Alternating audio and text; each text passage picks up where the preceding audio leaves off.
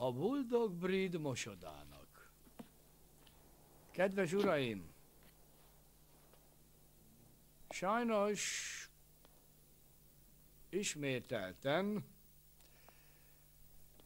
hangot kell adnom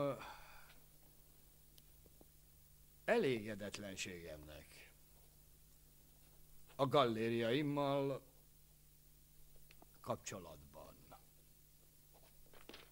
Hivatkozva észrevételeimre, melyeket 35 márciusa óta teszek, ugyancsak levélben, keresse ki a leveleket, Miss Lemon, és csatolja. Mindegyiket, Mr. Poirot? Mindet, Miss Lemon, ez már tűrhetetlen. Biztos az lehet a baj, Mr. Poirot, hogy nem értik az ön leveleit. Miért nem? Mert kínaiak, uram.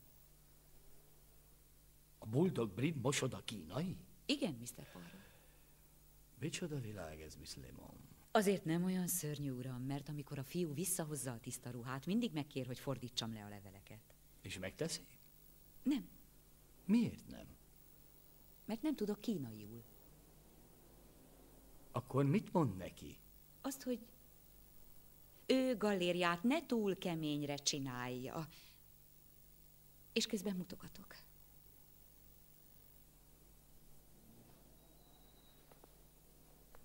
Hastings barátom, ugye ön tartózkodott egy ideig Kínában? Hogyne, igen, remek fickók, remek fickók. És soha nem volt gondja a mosodával? De igen, úgy emlékszem. És akkor mit mondott nekik? Nos, hát azt, ő galéria ne túl kemény. Én is Hastingstól kérdeztem meg, mert tudtam, hogy ő volt Kínában. De Hastings, ez az én gallériaimon nem segített. Na hát, ha jól emlékszem, az enyémeken sem. Oh.